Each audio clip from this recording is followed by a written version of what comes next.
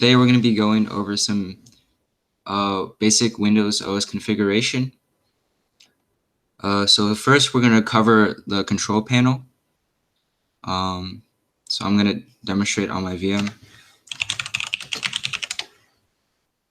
So first area we're going to cover is system and security. So control panel is good for earlier rounds where you just have to dig around to get points. So first we're going to go to security and maintenance. This is basically the action center, which is like the little flag in the right side of your screen. You'll get notifications and stuff. So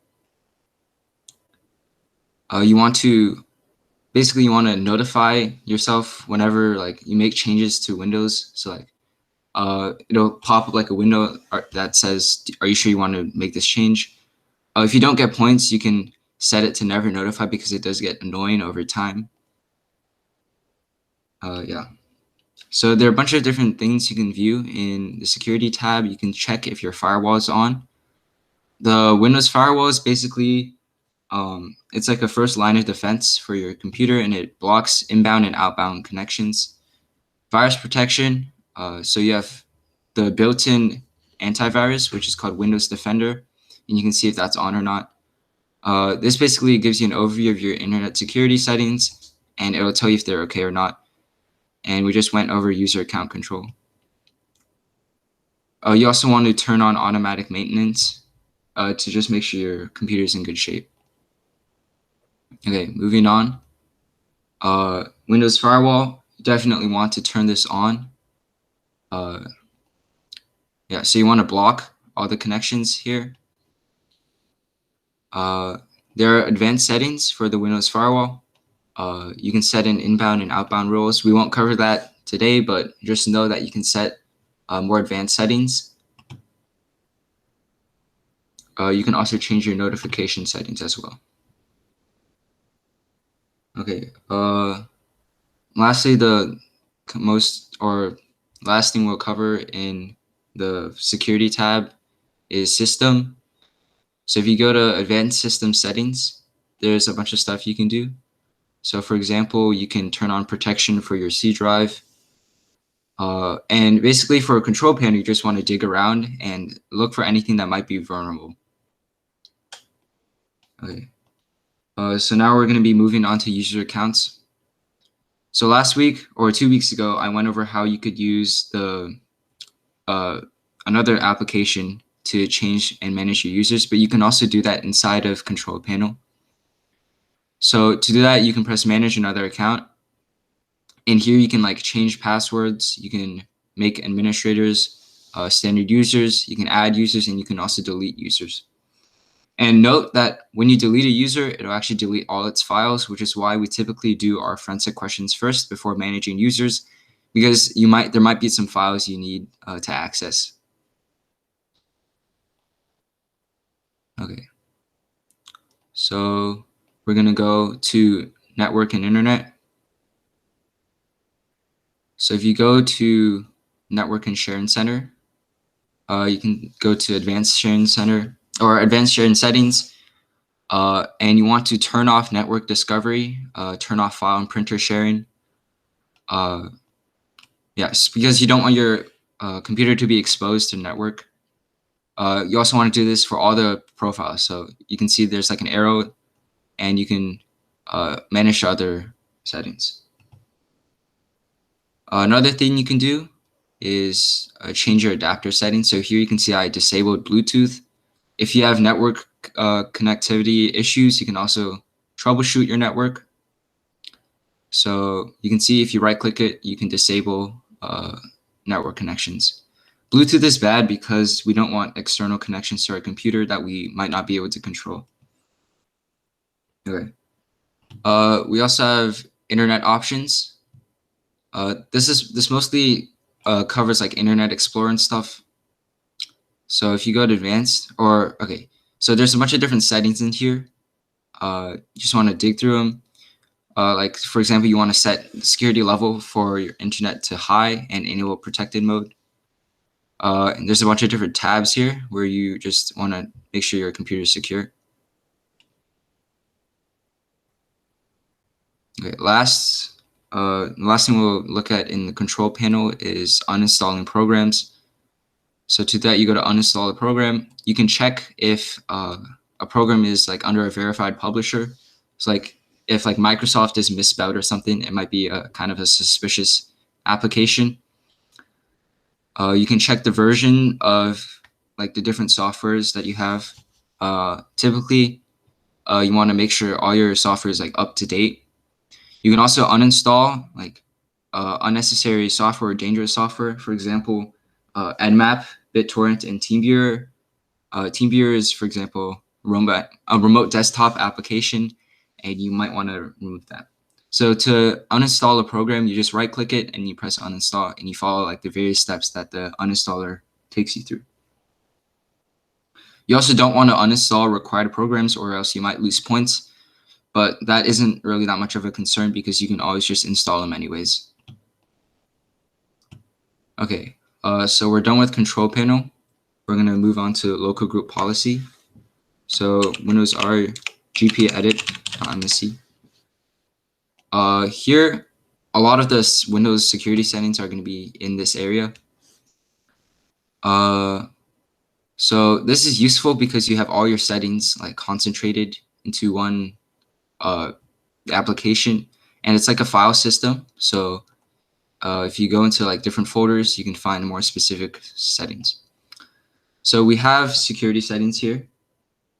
As the name suggests, these are your security settings for your computer. So we went over account policies last week or 2 weeks ago. You'll see that we have password policy and account lockout policy. Under local policies, we have audit policy, which is basically what the event viewer in Windows like logs. So like, for example, if someone tries to log onto your computer, it'll keep track of that.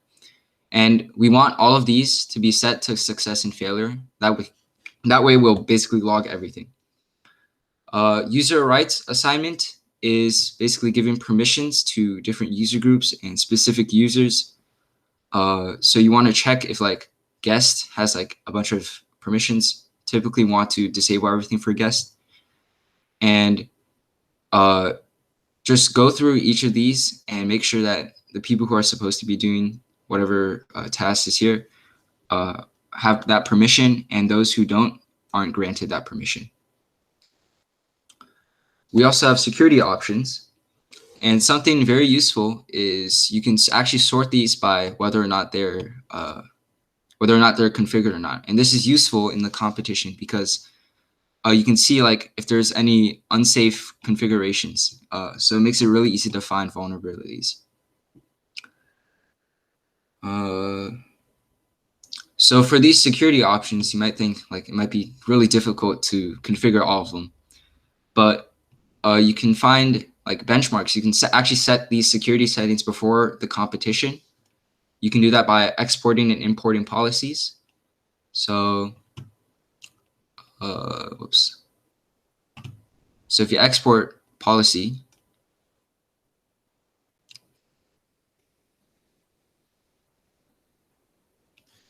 you save it as a .inf file.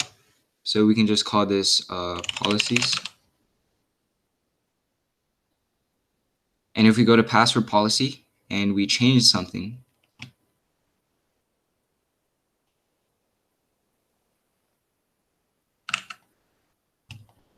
we can actually import in the policies. And you can see that it changed it back. So that's really useful because you don't have to go through each individual policy during the competition, and it should save you a lot of time. You can also find like best practices for the various security policies in CIS benchmarks. So in the presentation, I have a link there. It's basically like a huge PDF with like 1,000 pages, and you can find basically almost all of the security options. Okay, so I have some examples that we're going to cover for security settings. So the first one is to do not require Control-Alt-Delete. So to do that, we go to local policies and security options. And you can see here, I had this disabled. We want this disabled because then it'll require having Control-Alt-Delete. So for example, this was set to enabled, you want to disable it. That's a pretty common security option that you have to configure during the competition. Okay, next we're going to do something user rights assignment, which is deny logon as a service. So we're going to give it to guests because we don't want guests to log on as a service. To do that, we can do this. But typically, you might not actually be able to add it because it'll say like you can't, or like it's not a valid type. So in order to do that, you go to object types and you can check groups. And that's how you can add a guest group. Okay, the last example is in security options again. And we're going to be doing machine account lockout threshold. I have to find it first.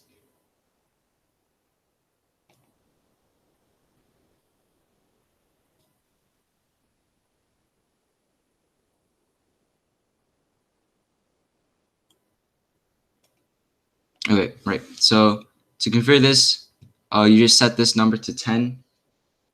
So there are a bunch of different like types of configurations you can do. So there's some of them that are like in user rights assignment where you add users and groups. There's some of them that are like true or false, so enabled or disabled. There's others that like provide a quantitative value. Okay. We also have advanced audit policy configuration, and the reason when I went into audit policy and nothing was configured is because I already have configured the advanced audit policy. So this is pretty similar to this in that you just go into here, you can see what you have audited.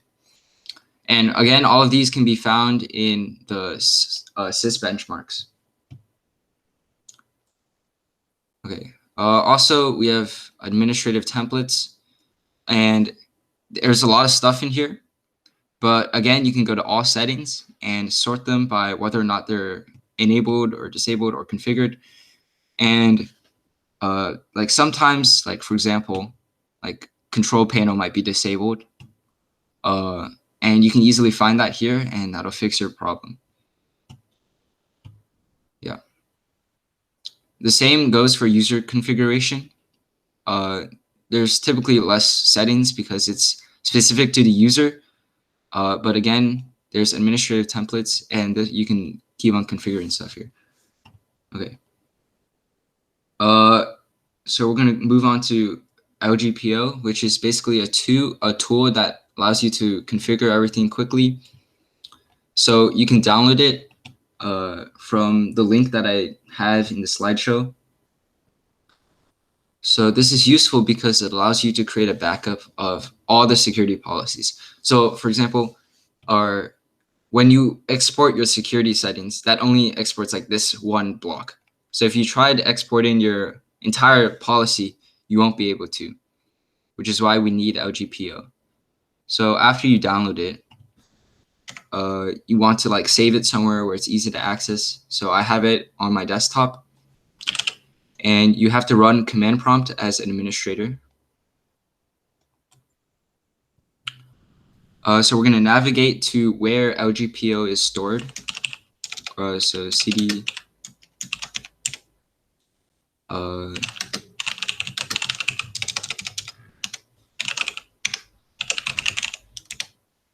okay, so to use this, we type in the command /b, which is to create a backup. And then you're going to type in where you want to create that backup. So we're going to just make it on the desktop again.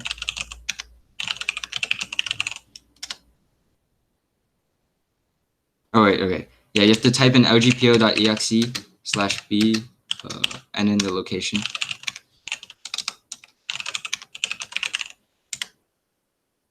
And you can see we have our backup here. So if you look in here, you can see, for example, we have audit policy here, and you can see we store all the different settings here. This is really useful because you can configure everything in LGPO beforehand, and you just have to apply it. So to apply it, you want to navigate to the location of lgpo.exe again, and this time you do lgpo.exe/g, and then wherever your backup is stored. So in this case, it's on the desktop.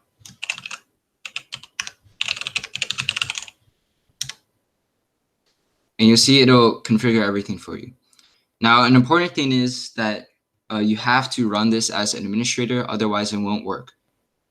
So if you don't know how to do that, you just have to right-click on it and press run as an administrator. Okay. The last thing is services. So to configure services, go to the services app. And again, you can sort it by its status. So most of the time we only have to configure stuff that is running, because those are the things that might cause harm. But for example, if you have event viewer, like one time I remember, event viewer was disabled. So you might want to enable some necessary services. So to disable a service, let's say we want to disable SSDP discovery. Go to properties, and you change the startup type to disabled, and you also stop it. So that's how you stop a service. If you want to enable it, you do the same thing, but you make it like automatic or manual, and you start the service. So one thing to keep in mind is that if the service has no description, it's likely a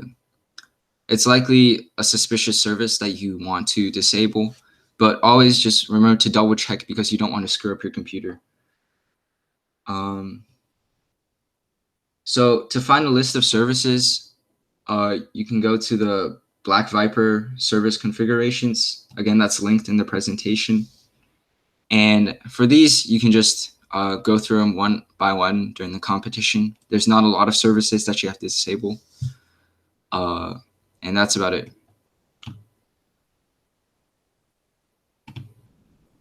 Does anyone have any questions?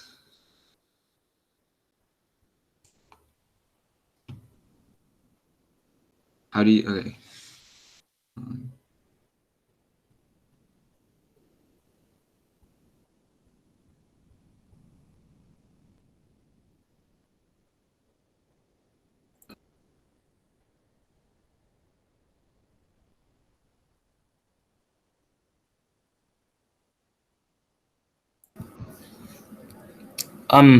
What if you like press like disable, or like you select disable and then, or sorry, yeah, you press disable and then say start? What is, like, why do you have both disable and enable and start and stop?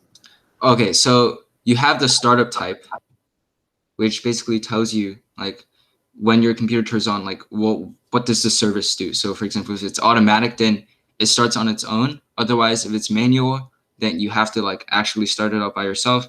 And if it's disabled, that means it doesn't start. So if you have it disabled, but it's still running, it'll keep on running. So you want to stop it. Yeah, I hope that answers your question. Okay, thank you.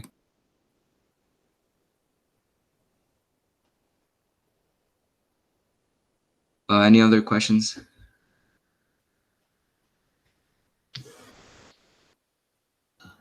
Wait, does that mean like you could just set something to disabled and then like shut down your computer and turn it on again and then it will stop? Could you do that? Well, yeah, but like it'll be much easier to just stop it. So Okay. I don't know why you would restart your computer.